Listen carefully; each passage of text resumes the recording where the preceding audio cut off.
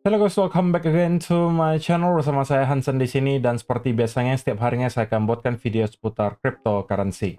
Apa kabar kalian hari ini semuanya? Semoga dalam keadaan yang baik-baik saja. Teman-teman, kita melihat pada akhirnya cryptocurrency market kembali sell off.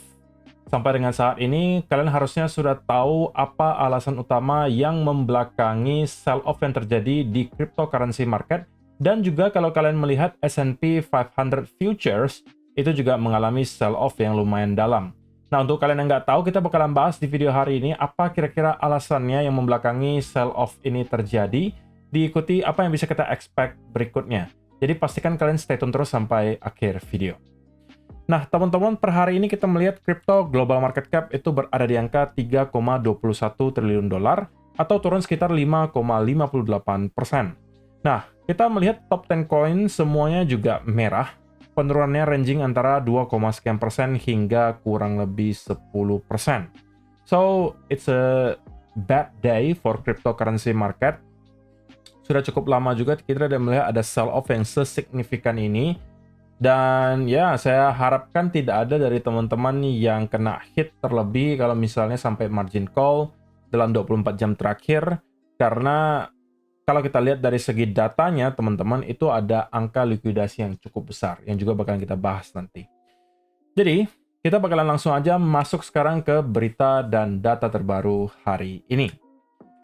Nah, seperti biasa, teman-teman, kita bakalan awali dari update volume kompetisi trading bersama dengan Margex, yang per hari ini sudah hit ke angka 1,7 juta USD secara volume. Dan price pool-nya sudah bertambah menjadi 1.178. Ingat, teman-teman, yang menjadi juara pertama akan mendapatkan 25% dari price pool-nya, juara kedua 20%, juara ketiga 15%, 4 itu dapat 10%, juara 5-10 masing-masing 5%. Sedangkan sisanya di luar top 10 itu akan dipilih secara random 10 orang untuk mendapatkan hadiah sisa 20% dari price pool. Nah, kalau kalian lihat, teman-teman, persaingan itu sebenarnya cukup ketat di mungkin area top 10 ya. Jadi kalau teman-teman yang berada di belasan ribu USD, itu sebenarnya kesempatannya masih sangat terbuka lebar untuk bisa masuk ke top 10. Bahkan sampai ke top 3 sekalipun menurut saya itu belum terlalu berat gitu ya. Karena sekarang itu masih waktunya cukup panjang untuk kalian bisa farming volume. Untuk teman-teman yang tertarik ikutan, tapi sampai sekarang belum ikutan, kalian bisa langsung aja daftar dulu ke Margex. Linknya sudah ada di kolom description, dan dari sana teman-teman bisa start untuk langsung farming volume. So, itu adalah update-nya untuk volume hari ini.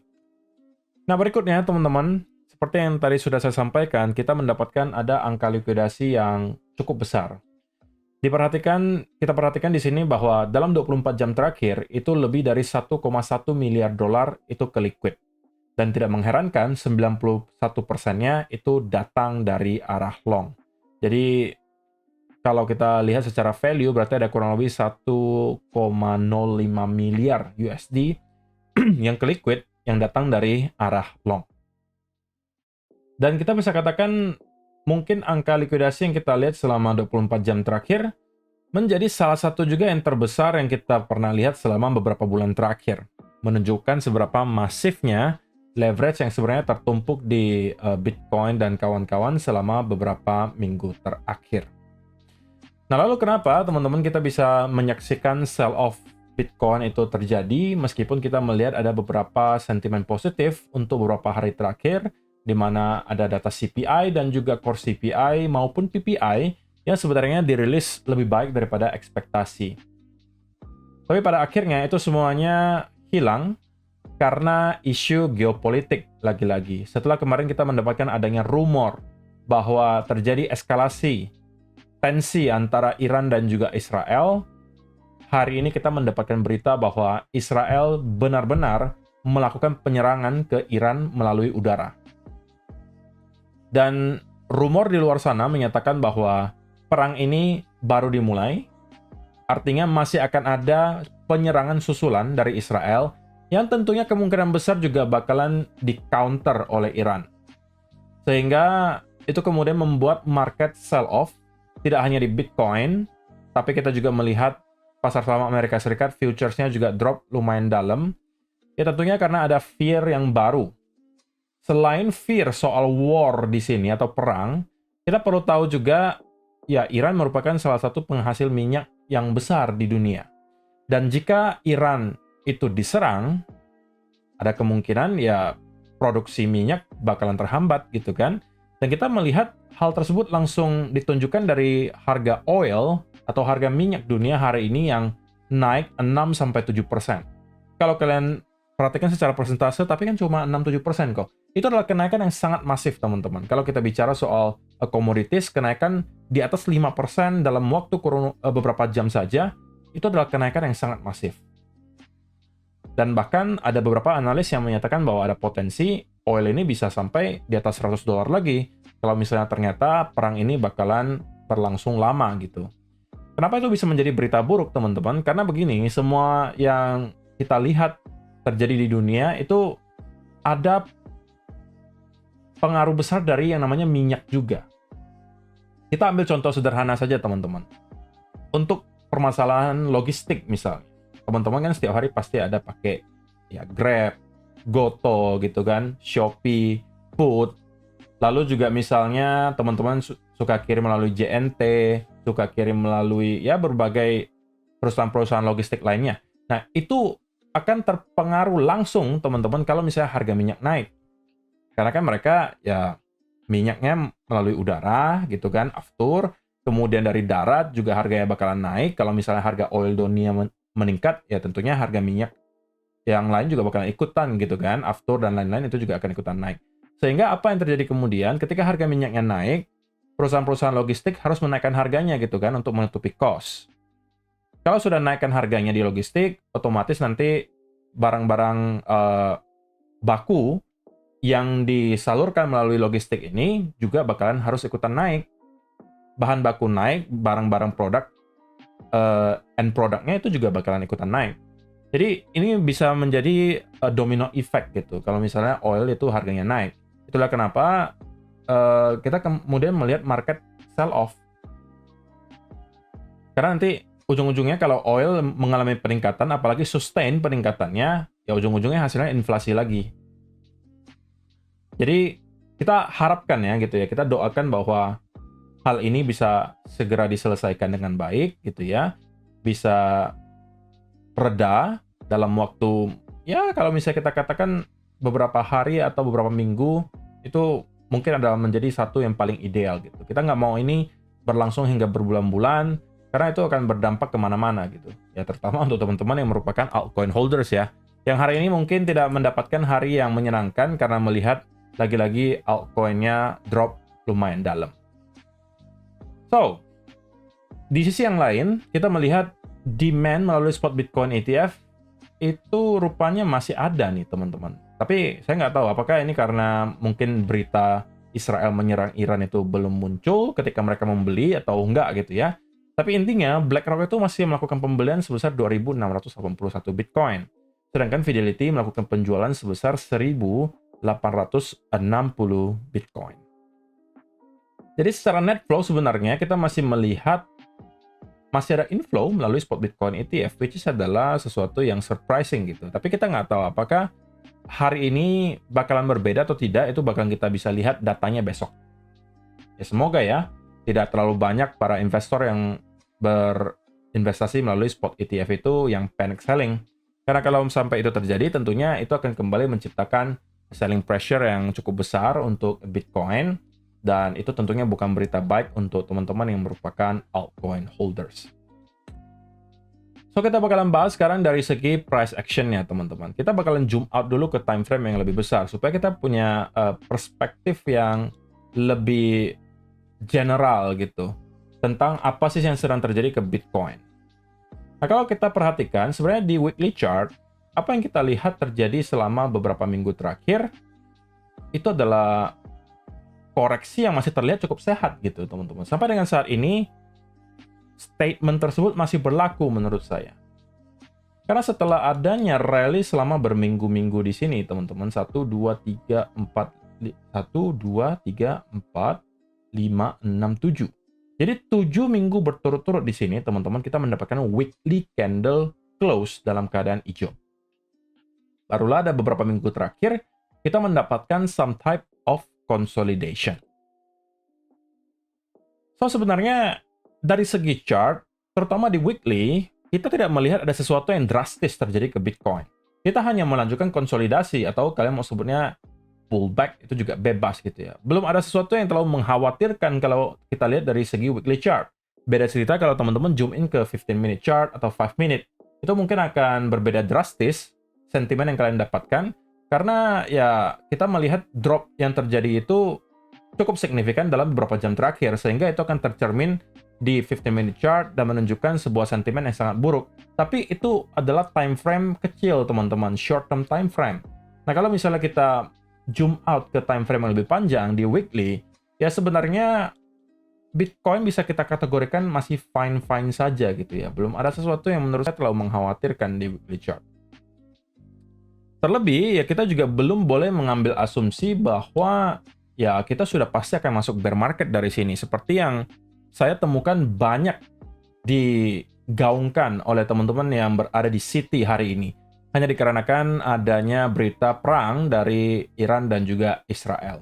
Nah, saya tidak mengatakan bahwa pasti mereka salah, bukan itu. Tapi kalau kita lihat dari segi price action-nya, menurut saya terlalu prematur untuk sekarang kita mengatakan bahwa kita sudah akan pasti masuk ke bear market. Karena toh dari segi weekly chart pun, kita masih tetap berada di closing weekly candle yang paling tinggi atau lebih tinggi daripada closing weekly candle di all time high sebelumnya, teman-teman. Yang kita hitung itu adalah body candle-nya saja ya. Jadi saya sampaikan, area 104.000 ini kurang lebih, itu merupakan area closing body candle paling tinggi di weekly chart di akhir tahun 2024 kemarin. Oke? Dan sampai dengan saat ini, area tersebut masih tetap bisa kita pertahankan sebagai area support. Kalian bisa lihat dengan jelas ya. Beberapa minggu terakhir kita selalu mencoba untuk close di bawah area tersebut, tetapi selalu gagal. Oke, bahkan sudah ada 4 kali percobaan, atau kurang lebih 4 minggu. Kita mencoba untuk close di bawah area tersebut, tapi tetap masih gagal. Nah, kali ini, weekly candle itu juga belum close, teman-teman. So, belum ada konfirmasi apapun yang memperbesar probabilitas bahwa kita hanya membuat sekedar fake out di sini, dan kemudian akan lanjut sell off ke bawah, mungkin membentuk semacam double top seperti yang digadang-gadang oleh banyak orang. Saya masih belum berada di kubu yang itu. Saya masih merasa bahwa apa yang kita lihat di sini masih adalah some type of a pullback atau consolidation yang sangat wajar terjadi. Dan saya sudah jelaskan ini mungkin di video kemarin atau kemarin lusa, saya lupa. Bahwa kalaupun kita kembali membentuk lower low baru, teman-teman, dari sini, yaitu berarti hanya pembentukan konsolidasi, dan bahkan konsolidasinya itu bisa bertahan jauh lebih lama daripada perkiraan kita, teman-teman, sebelum pada akhirnya kita start untuk kembali rally. Apakah teman-teman sudah lupa dengan apa yang terjadi di tahun 2024 kemarin? Kita di sini bahkan terkonsolidasi dari bulan Maret hingga bulan Oktober, teman-teman. Anggaplah setengah tahun kita terkonsolidasi. Sebelum pada akhirnya kita ketemu dengan momentum lagi untuk berhasil breakout. So, kali ini juga tidak jauh berbeda, teman-teman. Kita jangan expect bahwa konsolidasi ini akan berakhir segera. Bisa aja itu bertahan lebih lama daripada perkiraan kita. Bahkan bisa aja sampai Juli, sampai Agustus, atau bahkan bisa saja sampai akhir tahun sebelum pada akhirnya kita start untuk kembali mendapatkan momentum. Tapi selama price action yang kita dapatkan itu bentuknya adalah korektif, maka itu masih tetap adalah good sign buat saya. Pergerakan yang korektif itu seperti ini, teman-teman. Ini kalau kita cerita versi bullish continuation-nya ya. Yang mau kita lihat itu bentuknya korektif seperti ini. Jadi koreksi setelah adanya bullish move, kita mau melihat konsolidasinya itu dalam bentuk korektif seperti ini. Bedakan dengan kalau misalnya pergerakan penurunannya juga seperti ini. Nah, kalau ini yang kita lihat, ya itu kita harus waspada gitu ya. Tapi so far kita masih melihat semuanya masih bentukannya korektif kalau bagi saya. Sama aja dengan yang kita lihat di sini, teman-teman. Bentukannya juga korektif. Ya kan? Kalian bisa lihat dengan jelas. Yang namanya korektif dengan yang namanya impulsif itu bedanya jauh, dan kita bisa lihat dengan sekejap gitu. Nah, ini adalah pergerakan yang impulsif namanya. Ini pergerakan yang impulsif namanya. ini pergerakan yang impulsif namanya. Korektif itu bentukannya kayak gini. Nah, kalau kita mau melihat contoh sebelumnya ya, di mana ada impulsive move ke bawah, itu contohnya adalah seperti ini, teman-teman. Oke, strike down. Tidak ada yang namanya zigzag-zigzag seperti itu. Di sini juga sama, strike down. Tidak ada yang zigzag-zigzag. Sama juga di sini, ketika kita membuat fake out pada saat itu, kita langsung strike down, teman-teman. Nggak ada yang namanya kita berhenti sejenak, naik lagi, berhenti sejenak, naik lagi, nggak ada. Jadi kita langsung strike down. Jadi ini pergerakan yang impulsif. Nah, itu yang harus kita waspadai, tapi so far itu belum terjadi. Itulah kenapa saya masih berada di kubu yang merasa bahwa oke, kita memang mendapatkan short term pain gitu ya, karena adanya isu persoalan geopolitik dari Iran dan juga Israel, tapi kita harus tetap objektif memandang chart dan menyatakan bahwa ya masih terlalu prematur bagi kita untuk menyatakan bahwa kita telah berada di top bull market kali ini dan bersiap untuk masuk ke bear market. Bagi saya masih tetap seperti itu. So, itu adalah gambaran besarnya supaya teman-teman paham dulu bagaimana stand saya untuk Bitcoin in the midterm gitu ya. Nah, tapi kalau untuk short term banget, oke, kita harus setuju bahwa bearish sentimennya tentunya cukup pekat dan kita juga melihat sell off terjadi di sini juga cukup signifikan, volumenya juga ada gitu ya. Jadi in the short term banget kita harus expect bahwa masih akan ada pelanjutan koreksi dari sini. Oke, terutama karena kita juga sudah berhasil jebol, teman-teman, dari area yang sebelumnya bertindak sebagai area support, harusnya di kurang lebih area 106.000 roughly. Itu juga sudah berhasil kita breakdown dengan manner yang meyakinkan. Dan kali ini kemungkinan akan kita flip lagi menjadi area resistance, teman-teman. Jadi ini adalah roughly areanya. Oke, area ini kali ini kemungkinan akan kembali kita shift menjadi area resistance, dan ketika ada retest ke area tersebut, itu mungkin bisa teman-teman jadikan peluang untuk short gitu ya, dan menargetkan minimum kembali ke area 100.000 di sini, atau bahkan kita bisa membuat lower low yang baru. Jadi dengan adanya sell off yang kita lihat terjadi selama 24 jam terakhir, teman-teman, itu memperbesar probabilitas bahwa semua yang kita lihat di sini itu adalah hanya sekedar pembentukan lower high yang baru, dan kita akan membuat konsolidasi yang lebih besar. Bentukannya bisa 2 wave seperti ini, atau bahkan bisa sampai 3 wave, atau bahkan 4 wave, tapi rata-rata 2 atau 3, gitu ya, kebanyakan seperti itu. Barulah dari sana kita akan start untuk kembali mendapatkan momentum ke atas. Nah, barulah kita harus khawatir menurut saya, teman-teman, apabila kita mendapatkan sell off yang bentukannya itu impulsif banget. Kemudian ada bearish continuation pattern. Nah, ini yang bahaya nih. Kalau ini sampai kita lihat terjadi, oke, maka outlook-nya bisa jadi berbeda. Dan kita memperbesar kemungkinan tentunya untuk mendapatkan koreksi yang jauh lebih dalam lagi. Bahkan kita bisa drop sampai ke kurang lebih area 80 atau bahkan 70-an ribu dolar. Tapi itu masih menurut saya tidak bisa saya lihat sekarang. Bentukannya masih cukup korektif bagi saya. Di time frame weekly juga kita belum mendapatkan ada indikasi sama sekali yang negatif. Yang ada itu hanya sekedar retest. Di time frame 4 hour juga kita masih melihat ini adalah sebuah konsolidasi yang sangat wajar setelah adanya rally yang sangat kencang di sini. Tapi untuk short term memang karena ada sell off yang cukup signifikan disertai dengan momentum yang cukup deras juga, ya kita harus expect bahwa akan ada pelanjutan koreksi dulu dari sini. Dan kalau kita lihat in the short term banget, akan ada kemungkinan dead cat bounce terlebih dahulu, maksimum nyampe ke kurang lebih area 105 atau 106. Dari sana kita kemungkinan akan mendapatkan sell off berikutnya ke bawah. Gitu ya. Tentunya satu hal yang bisa menginvalidasi semua bearish scenario kita in the short term adalah kalau tiba-tiba kita kembali mendapatkan bid dan membuat semacam V-shape recovery and then start untuk mendapatkan konsolidasi. Ini adalah senario invalidasi dari senario bearish kita. Oke, tapi sebelum hal tersebut terjadi, in the short term saya harus katakan senario yang saya expect berikutnya terjadi adalah kita akan mendapatkan dead cat bounce terlebih dahulu ke kurang lebih area 105 atau 106, dan kita start untuk kembali drop dan membentuk lower low yang baru.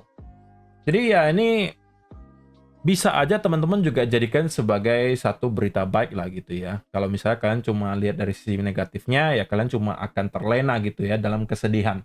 Tapi kalau misalnya kalian lihat dari sisi positifnya adalah bahwa berarti kali ini kalian dikasih lagi kesempatan berikutnya untuk bisa menyerok koin-koin kesayangan kalian atau mungkin Bitcoin di harga yang lebih murah daripada beberapa hari yang lalu. Kecuali kalian memang merasa bahwa kita sudah pasti berada di bear market ya, dan akan drop 50-60% dari sini, ya kalian jangan membeli. Tapi kalau saya secara pribadi beropini bahwa bull market kali ini, sampai dengan detik ini, saya belum melihat usai. Oke, kita mungkin bakalan bisa dapatkan buktinya, atau jawabannya, beberapa bulan dari sekarang, apakah saya yang benar, atau orang-orang di luar sana yang mengatakan bahwa ini adalah sudah top dari bull market yang benar. Itu tidak akan lama lagi, mungkin maksimum beberapa bulan dari sini kita sudah akan tahu jawabannya. Oke? So, saya rasa itu aja sih teman-teman yang harus saya sampaikan di video hari ini. Semoga bisa bermanfaat untuk kalian semua. See you in the next video. Bye-bye.